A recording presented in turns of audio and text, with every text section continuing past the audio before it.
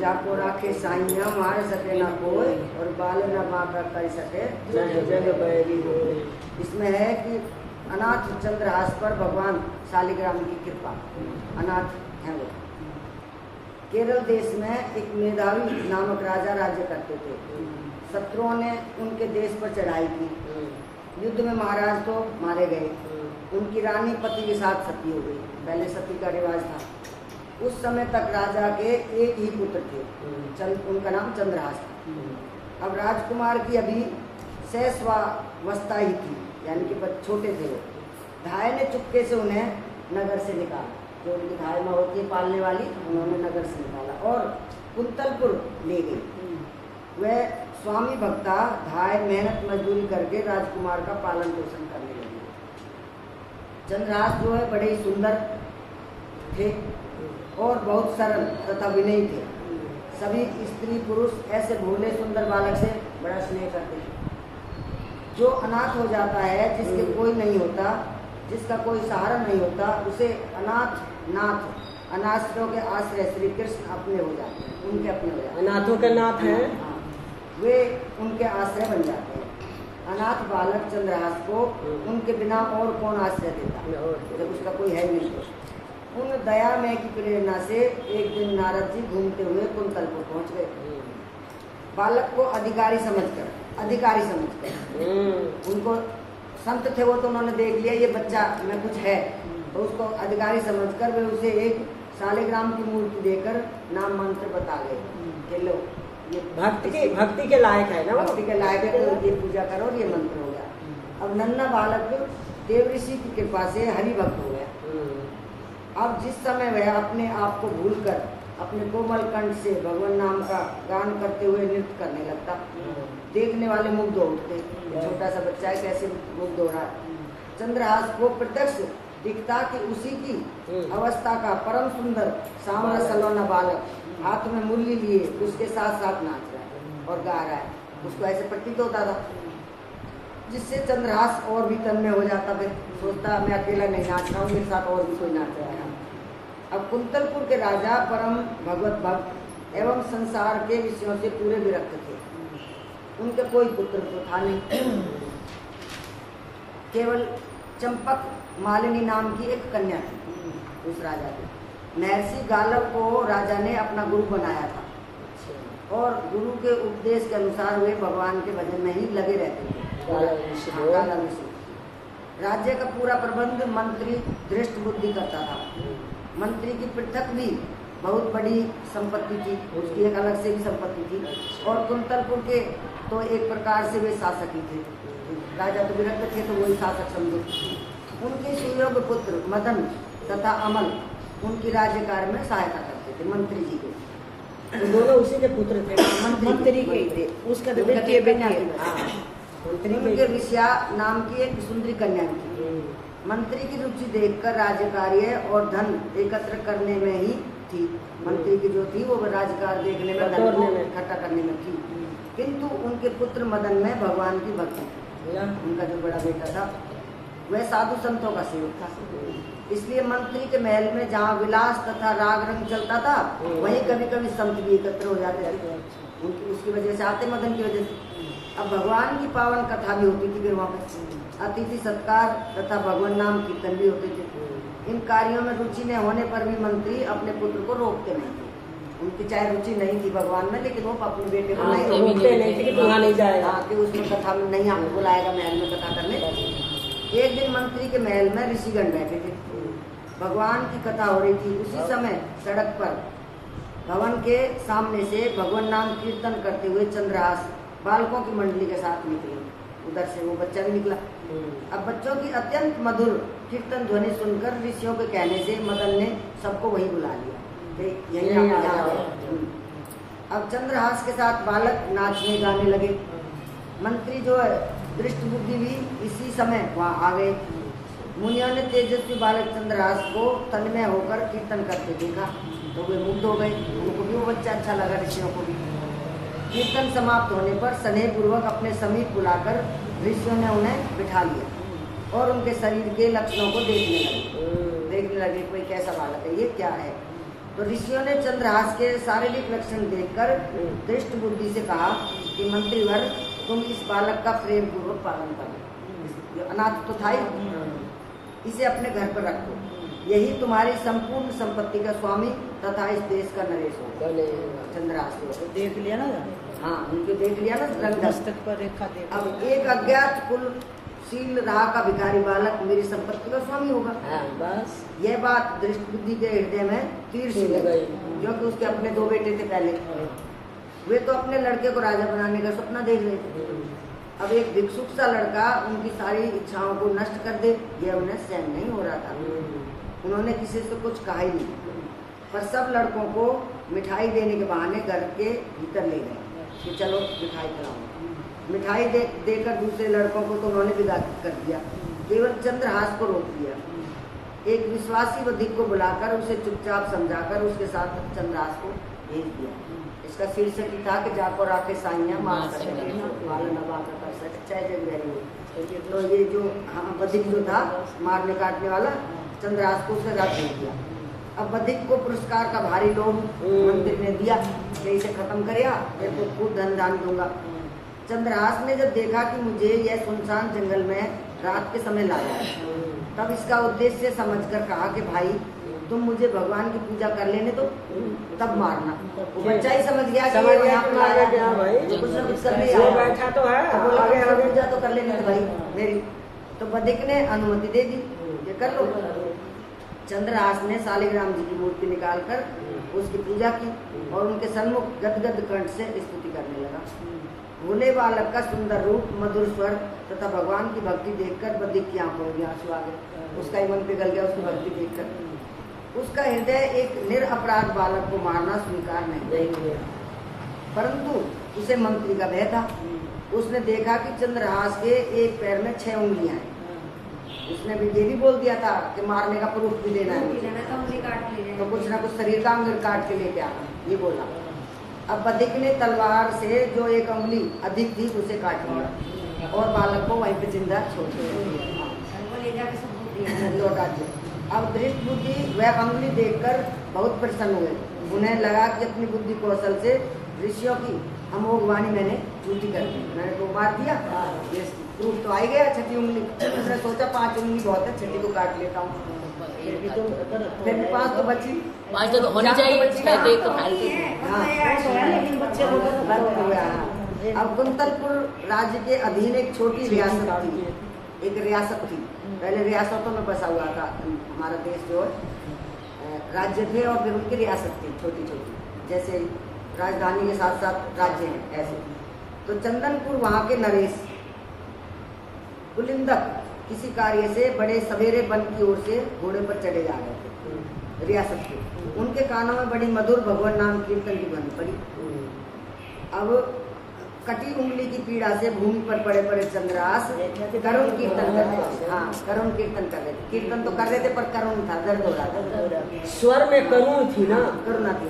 दर्द। उसके चारों ओर अद्भुत प्रकाश फैला और वन की हिरनियां उसके पैर जो है चाटते, खून निकल रहा हुआ तो ठीक करने में लगी। पक्षी उसके ऊपर पंख फैलाकर छाया किए और उसके लिए वृक्षों से पके फल ला गए थे। पक्षी उसको लाके कुछ खाने को दिए।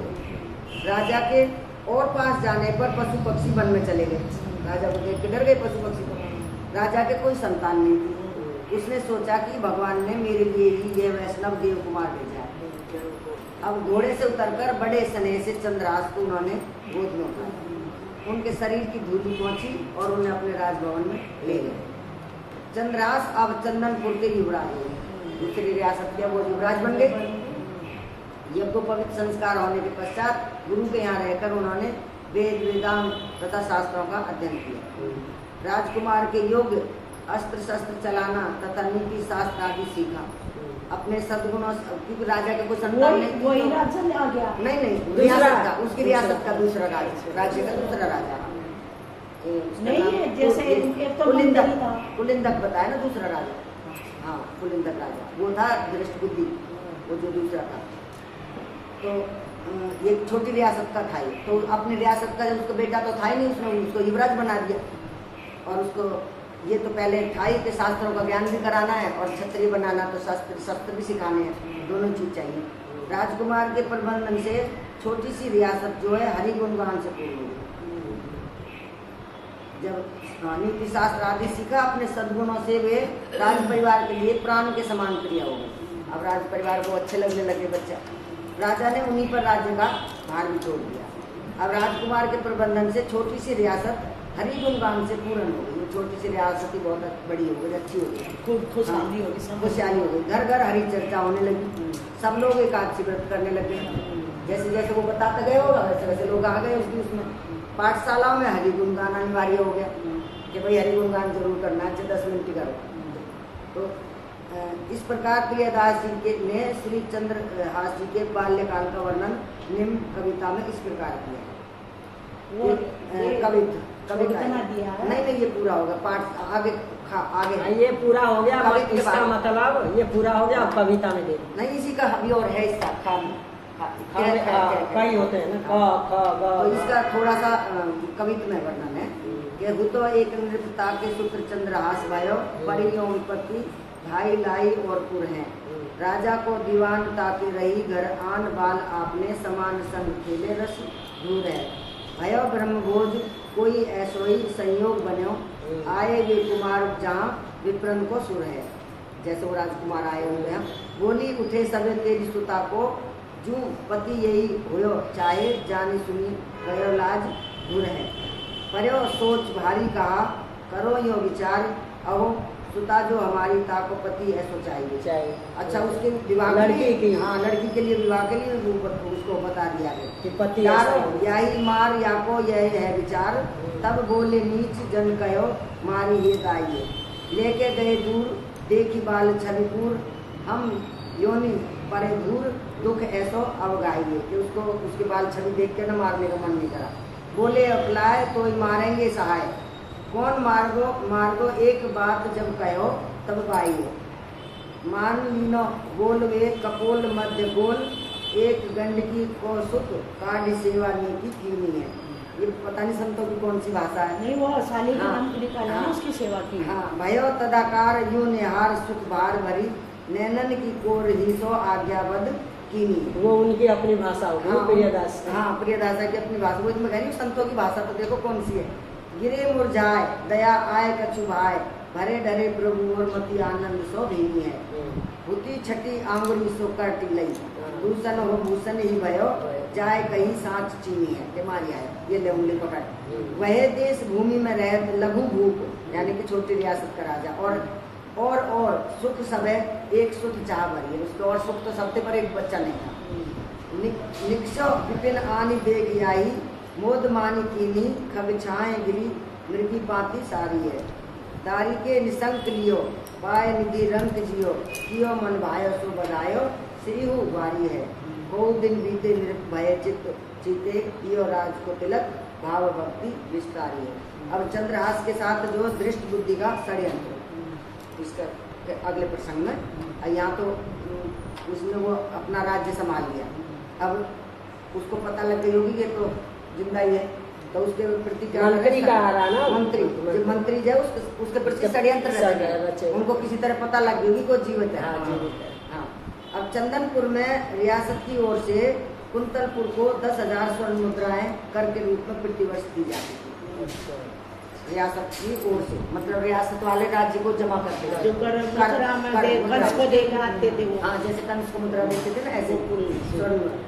अब चंद्रहास ने उन मुद्राओं के साथ और भी बहुत से धन रत्न आदि उपहार भेज दिए क्योंकि वहाँ तो आनंद हो गया था और रियासत में अच्छा हो गया। तो दृष्ट बुद्धि ने जब चंदनपुर राज्य के ऐश्वर्य एवं वहाँ के युवराज के सुप्रबंधन की बहुत प्रशंसा सुनी कि कितना अच्छा प्रबंधन है। हाँ तब स्वयं वहाँ की व्यवस्था देखने हुए चंदनपुर आ गया तथा राजा राजकुमार ने उनका हृदय से स्वागत किया। यहाँ आकर जब दृष्ट बुद्धि ने चंद्रहास को पहचाना अच्छा यहाँ आने के बाद ही पता चलिए उनको तब उनका हृदय जो है व्याकुल हो गया। उन्होंने इस लड़के को मरवा डालने का पूर्ण निश्चय कर लिया। तो ऐसी बात सच्ची होने वाली है तो जिंदा है। अब जब इतना अच्छा प्रबंध है इसका अपने रियासत में तो मेरा राज छीनने में कितनी देर लगाएगा। मार डालने का निश्चय कर लिया। उन्होंने एक पत्र देकर कहा युवराज बहुत ही आवश्यक काम है और दूसरे किसी पर मेरा विश्वास नहीं है, तुम स्वयं यह पत्र लेकर कुंतलपुर आओ। फिर उन्होंने अपने राज्य में उसको बुलाया। मार्ग में पत्र खुलने ना पाए, ये भी कह दिया। हाँ, कोई इस बात को ना जाने, इसे मदन को ही देना। अपने बेटे का नाम लिया। हाँ, उस मंत्री ने मेरे बेटे को ये पत्र दिया। चंद्रहास घोड़े पर चढ़कर अकेले ही पत्र लेकर कुंतलपुर को चल पड़े।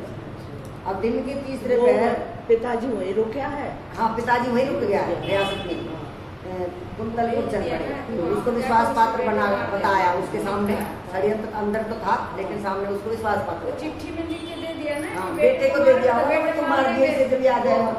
अब दिन के तीसरे पहर वे कुंतलपुर के वहाँ राजा के बगीचे में पहुँच गए।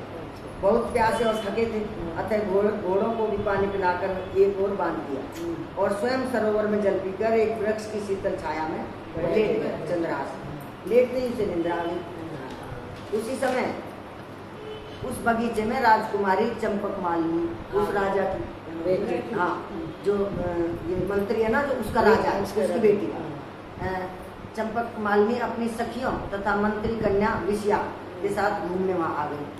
मंत्री की बेटी भी रात में संयोगवश अकेली विषया उधर चली आई। इसमें लिखा था ना, कभी तुम्हें तेरी बेटी के संग ब्याह नहीं हो सकता है। हाँ, तो जहाँ अब वो लड़की पहुंच गई वहाँ पे थी जहाँ चंद्रहास सोए थे। इस परम सुंदर युवक को देखकर वह मुग्ध हो गई और ध्यान से उसे देखने लगी। उसे निंदित कुमार के हाथ में एक पत्र दिख पड़ा। सोए हुए के हाथ में एक पत्र था।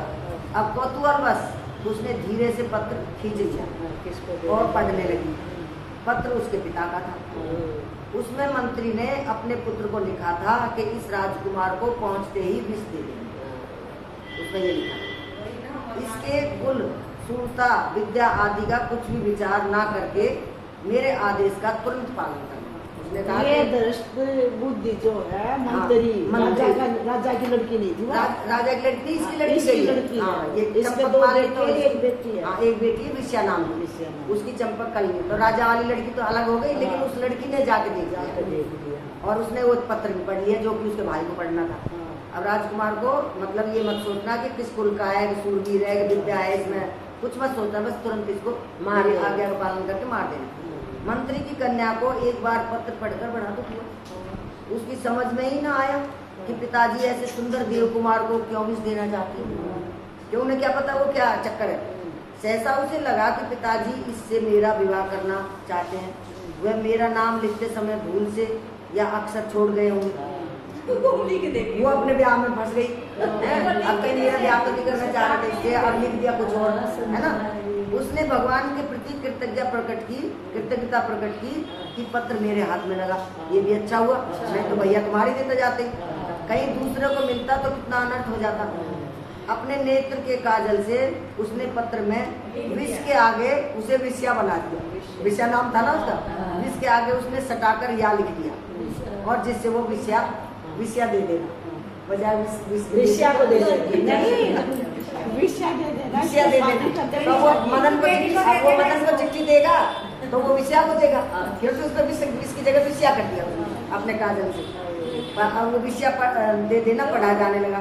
पत्र को बंद करके निद्रित राजकुमार के हाथ में ज्यों का त्यों रख दिया। रखकर वह शीघ्रता से चली गई वहां से। अब वो थके हारे रहते हैं तो सो गए। अब चंद्रहास की जब निद्रा खुली तब वे शीघ्रता पूर्वक मंत्री के घर गए। पहुंचे।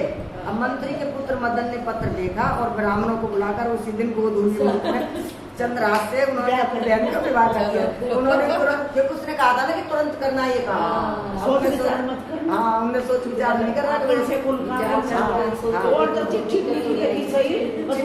इसकी जगह विषया हो गया था। अब विवाह के समय कुंतलपुर नरेश जो है स्वयं भी बता रहे। अब चंद्रहास को देखकर उन्हें लगा कि मेरी कन्या के लिए भी यही योग्य वर है। अब वो चंपक कली के पिताजी को भी ऐसे लगा कि ये मेरी लड़की के लायक वर था, तो योग्य वर। उन्होंने चंदनपुर के इस युवराज की विद्या, बुद्धि, सूरता आदि की प्रशंसा बहुत सुन रखी थी। अब राजपुत्री का विवाह भी चंद्रहास से करने का उन्होंने निश्चय कर लिया। एक रानी तो मिली दूसरी भी। हाँ, अब दृष्ट बुद्धि 3 दिन बाद वहाँ लौटे। वो तो वहाँ राजा के पास था ना, सोचे मर आ गया होगा। 3 दिन बाद वापस आया। वहाँ की स्थिति देखकर वे क्रोध के मारे पागल हो गए कि यहाँ तो मारने के लिए भेजा थे, दो पत्नियां करके बैठ गया और वो भी राजा की बेटी है, मार भी नहीं सकता। उन्होंने सोचा कि भले मेरी कन्या विधवा हो जाए। देखो जो बुरा दुष्ट आदमी है उसको अपनी कन्या की भी फिक्र नहीं है, कह रहा चाहे मेरी कन्या विधवा हो जाए, पर इस शत्रु का वध मैं अवश्य करा करूंगा। अब द्वेष जो हो गया, तुम ये देखो ना, बताओ उसका उसने क्या बिगाड़ क्या दिया, बिगाड़ा? लेकिन बालक ने बुद्धि का फेर है ना आंटी। हाँ, उस बच्चे ने क्या बिगाड़ा बिगाड़ा नहीं है, बिगाड़ा नहीं और है। अच्छा योद्धा वो अच्छा राज वीर, राज जो धन लोभ है ना, राज्य राजा पाने अब के लिए लोग के बाल बस बच्चा है। अब द्वेष से अंधा हुआ बस वही है। हृदय की यही स्थिति होती है। जो द्वेष में अंधे हो जाते हैं ना, किसी से ईर्ष्या द्वेष करते हैं तो उनकी जो है ऐसी हो जाती है। अपने हृदय की बात मंत्री ने किसी से नहीं कही, वो फिर अंदर अंदर जलते हैं, किसी को बोलते नहीं है, खुद ही अपने प्लानिंग बनाते हैं। हाँ, नगर से बाहर पर्वत पर एक देवी का मंदिर था। धृष्ट बुद्धि ने एक क्रूर बधिक को वहाँ यह समझाकर भेज दिया कि जो कोई देवी की पूजा करने आए उसे तुम मार डालना, जो भी कोई देवी की पूजा करने आए।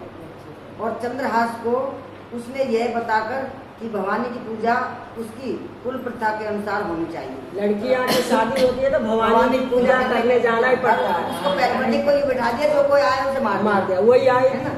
अब सायंकाल देवी की पूजा करने का आदेश दिया कि अब शादी तो हो गई है तो जाओ बरबदुआ। इधर कुंतलपुर नरेश के मन में बैराग हुआ। ऐसे उत्तम कार्य को करने में सब पुरुष देर नहीं करते, जहाँ भगवान का काम। राजा ने मंत्री पुत्र मदन से कहा कि बेटा तुम्हारे बहनोई चंद्रहास बड़े शियोग हैं, उन्हें भगवान ने ही यहाँ भेजा है, मैं आज ही उनके साथ राजकुमारी का ब्याह कर देना चाहता हूँ। अब इधर उन्होंने ये सोच लिया, प्रातःकाल उन्हें सिंहासन पर बिठाकर मैं तपस्या करने वन में चला जाऊंगा। जिसका वो मंत्री था वो वाला राजा, तुम उन्हें तुरंत मेरे पास भेजो। उन्होंने उसको बुला लिया। अब चंद्रहास की तीसरी कथा है कि चंद्रहास की भक्ति का प्रभाव देखो। मनुष्य की कुटिलता, दुष्टता, प्रयत्न क्या अर्थ रखते हैं? क्या बात वह दया में गोपाल जो करना चाहे उसे कौन टाल सकता है? चंद्रहास पूजा की सामग्री लिए मंदिर की ओर जा रहे थे। अच्छा। हाँ, मंत्री पुत्र मदन वहाँ राजा का संदेश लिए बड़ी उमंग से उन्हें मार्ग में मिला। मदन ने पूजा का पात्र यह कहकर स्वयं ले लिया कि मैं देवी की पूजा कर आता हूँ, क्योंकि राजा ने कहा था ना मैं भी मेरी बेटी का इसका विवाह करके सुबह मैं भी चला जाऊंगा इसको के राजा।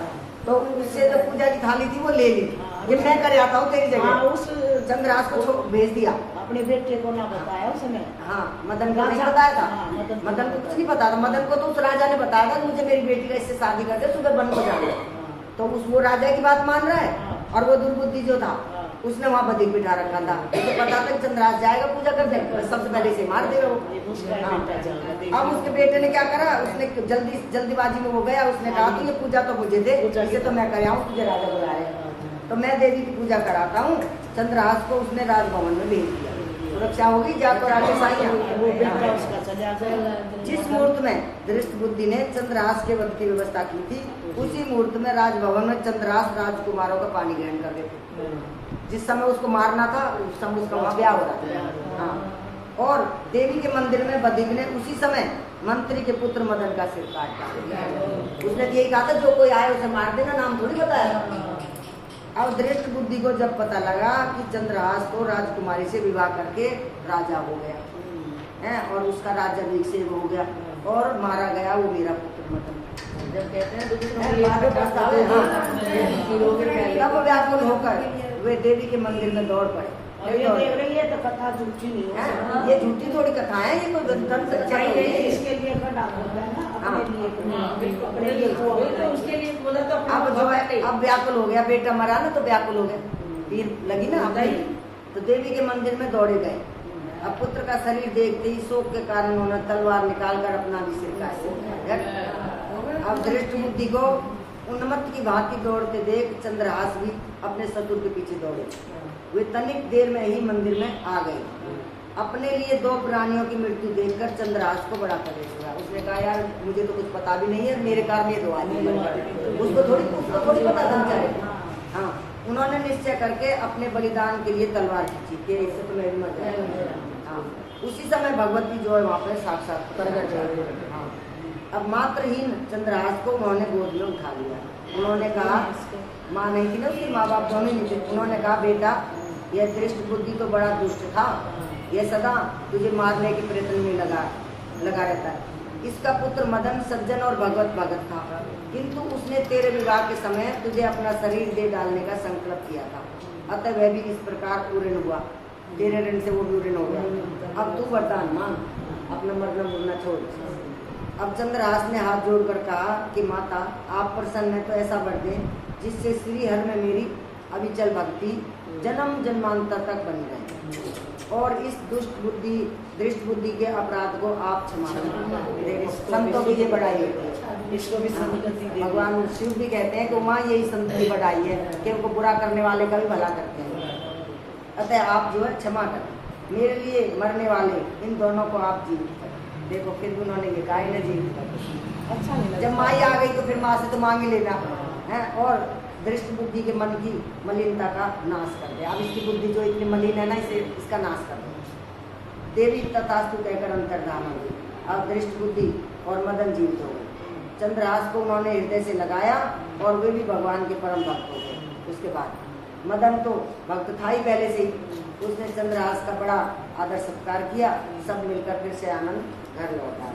अब इसमें श्री ये प्रियादास जी अपनी उससे कहते हैं कविता में कि रहे जाके देश सो नरेश कछु पावे नाही, बाहा बल जोड़ दियो सचिव पठाई के, आयो घर जान कियो अति सम्मान सो पिछान लियो, बहे बाल मारो छल छाए के, तही लिखी चिट्ठी जाओ मेरे सुध हाथ दीजे, वही बात जाको आयो ले लिखाए के, गए पूर्व पास बाग सेवा मतु पाग करी, भरी दृग नींद ने कुसोयो सुख पाए के, खेलती सहेली मुँह आई वाही बाग माज करी, अनुराग वही न्यारी देख लीजिए, पाग मधी पाती छवि माती, झुकी खेची लई बाची खोली लिखो विषदेन पिता खींचिए, विषया सुनाम यानी कि अपना नाम विषया, अविराम दृग अंजन सो विषया बनाए मन भाई रस दीजिए, आई मिली आलिन में लालन को ध्यान हिए, पिए मत मानो ग्रह आए तब दीजिए, उठो चंद्रहास जिमी पास लिखो लायो, आयो देख मन भायो गाड़े को सो लगायो है, देही कर पाती बात लिखी सो सुहाती, बोली विप्र घरी एक माज ब्याह उबरायो है, करी ऐसी रीति डारे बड़े भूप जीत स्त्री देत, गई बीत चाव पार पे न पायो है, आयो पिता नीच सुनी भूमि आई नीच मानो, बानो लकी दुल्हे तो सूल सरसाया है, उसके अंदर सूल सी लगी है तो दुलाई बन जाए, भेजा था मरने के लिए। बैठो ले इनका एकांत शुद्ध करी कहा भ्रांत, यह कयो सो नितांत कर पाती ले दिखाइए, बाँची आँच लागी मैं तो बड़ोई अभागी, ए पे मारो मती पागी बेटी रांड हो सुहाई है, उसको अपनी बेटी बेशक रांड हो जाए पर इसे तो मैं मार भी छोड़ूंगा, बोली नीच जाती बात कही तुम जाओ मठ, आवे यहाँ को मारी डारो मोही भाई है, जो कोई यहाँ मठ पे आवे उसे मार देना बदिक को भेज के, चंद्रहास जू सौभाग्य देवी पूजी, आओ आप मेरी कुल पूज सदा रीति चली आई है। चंद्रहास की रम्य कथा अत्यंत विस्तार से जैमिनी यासव मेघ पर ग्रंथ में है और बड़ी मतलब इसकी पूरी, ये तो इसमें छोटा सा दिया है, इसके अध्याय 50 से 60 तक 11 अध्याय में वर्णित है ये ग्रंथ गीता कृष्ण कोटा से। हाँ अब चित्रकेतु जी की कथा है, इसकी वो कविता रह गई थोड़ी सी।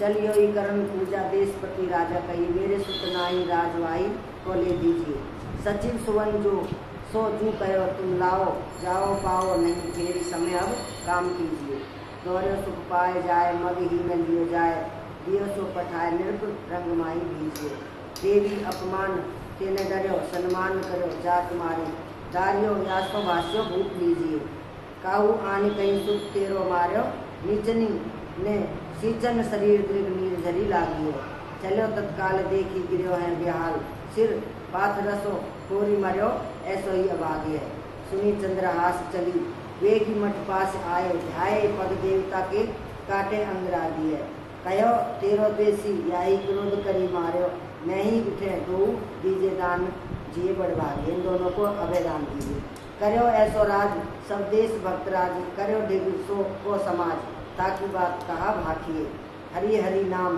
अभिराम धाम धाम, सुने और काम कामना न सेवा अभिलाषी, काम क्रोध लोभ मद आदि लेके दूर किए, जिए निर्पाय ऐसो नैनिन में राखिए, कही जी की बात आदि अंत लो सुहाती ही बैठे उठी प्रातः फल जैमिनी में साथी।